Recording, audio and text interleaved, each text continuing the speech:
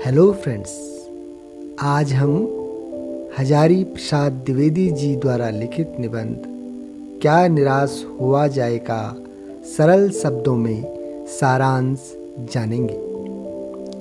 अपने इस प्रेरणादायक निबंध में लेखक ने बताया है कि वो आज की सामाजिक अवस्था को देखकर बहुत दुखी हैं, मगर वो बिल्कुल निराश नहीं है।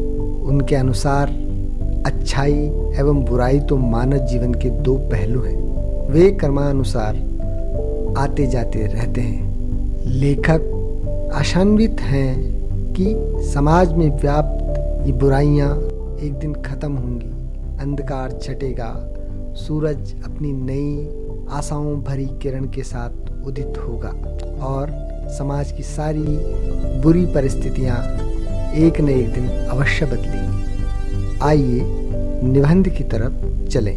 लेखक निबंध में बताते हैं कि वो आए दिन समाचार पत्रों में छपने वाली खबर, चोरी, डकैती, तस्करी और भ्रष्टाचार के समाचार पढ़ पढ़कर परेशान हो जाते हैं। उनका मन इस तरह की खबरों से अत्यधिक दुखी हो जाता है। उन्हें लगता है कि जैसे पूरे देश में कोई ईमानदार बचा ही नहीं है। हम हर व्यक्ति को एक संदेह की दृष्टि से देख रहे हैं और हर आदमी अपने से ऊंचे ओहदे पर बैठे व्यक्ति पर दोषारोपण कर रहा है।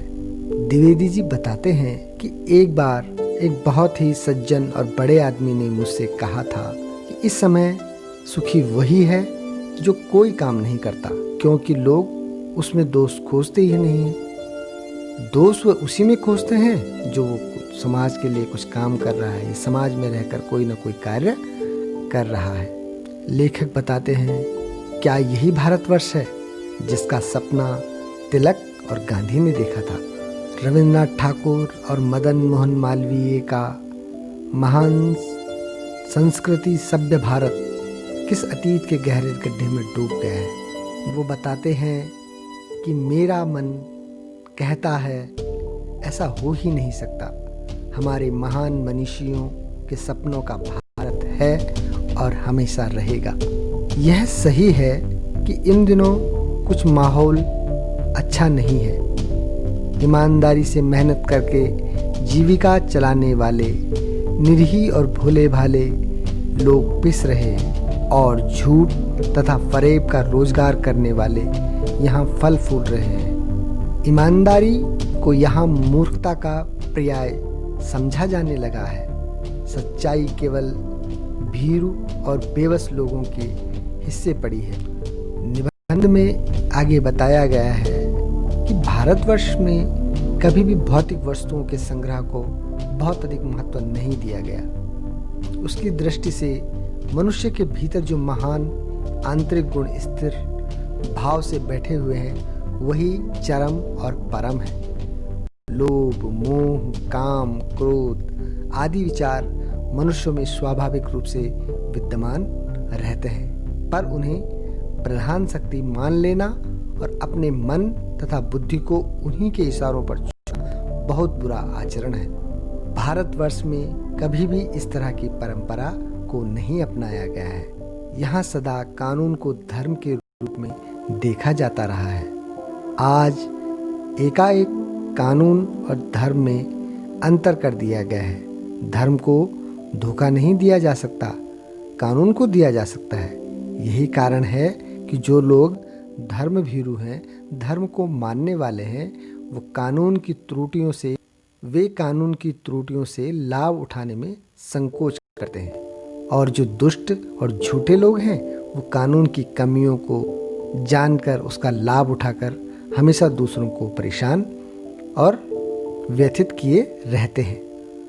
दोषों का पर्दाफाश करना कोई बुरी बात नहीं है। बुराई यह मालूम होती है कि किसी के आचरण के गलत पक्ष को उद्घाटित करके उसमें रस लिया जाता है। दोषों उद्घाटन को एकमात्र कर्तव्य मान लिया जाता है। बुराई में रस लेना बुरी बात है, अच्छाई में उतना ही रस लेकर उजागर न करना और भी बुरी बात। सैकड़ों घटनाएं ऐसी घटती हैं जिन्हें उजागर करने के लिए लेखक अपने एक बार का किस्सा बताते हैं कि एक बार रेलवे स्टेशन पर टिकट लेते हुए गलती से मैंने 10 के बजाय 100 रुपये का नोट दिया और मैं जल्दी जल्दी गाड़ी में आकर बैठ गया। थोड़ी देर में टिकट बाबू उन दिनों के सेकंड क्लास के डिब्बे में हर व्यक्ति का चेहरा पहचानता हुआ उपस्थित हुआ।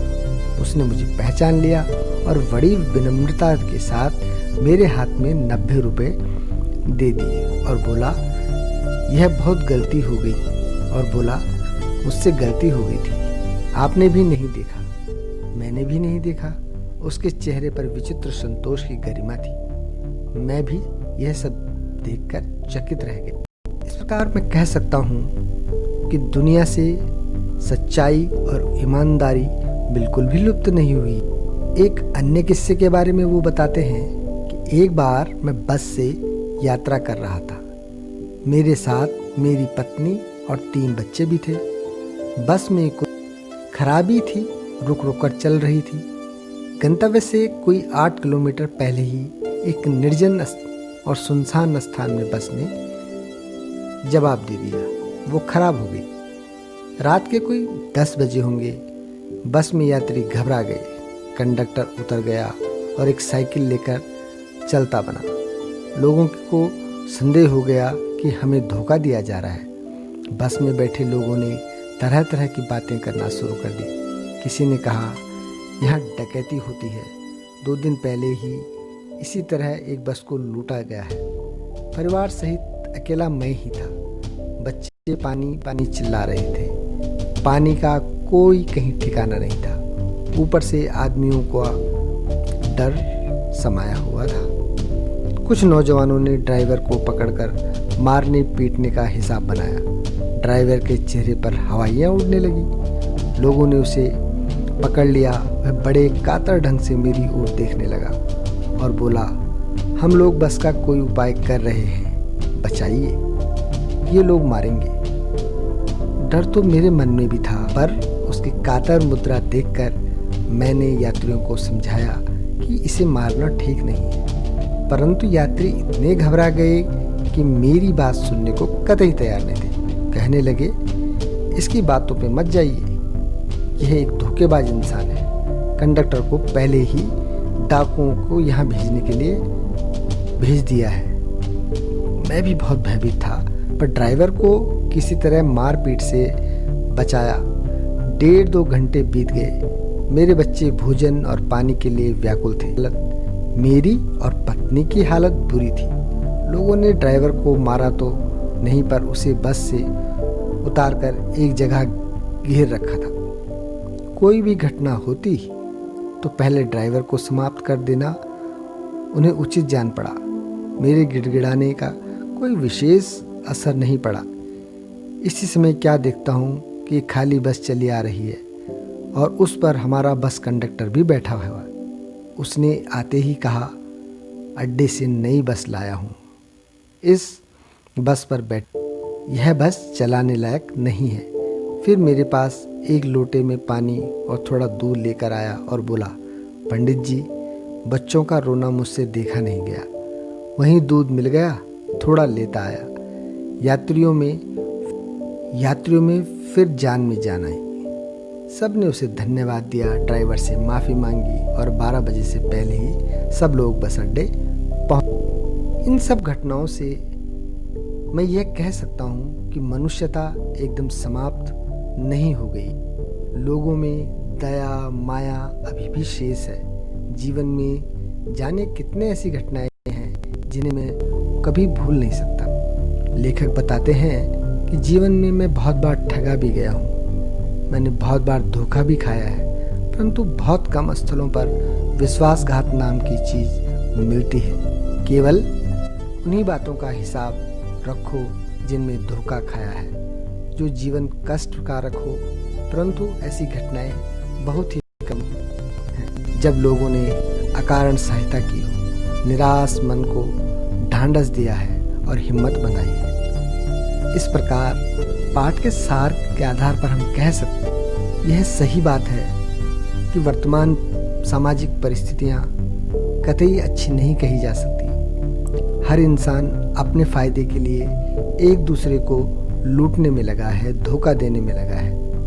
लेकिन फिर भी समाज में आज भी अच्छाइयाँ व्याप्त हैं, अच्छे लोग व्याप्त हैं। हमें कदम कदम पर धोखे के साथ साथ सहायता भी प्राप्त होती है। तो हम इतने निराश कतई ना हों कि पूरे समाज को एक नकारात्मक दृष्टिकोण से देखने लगे। धन्यवाद।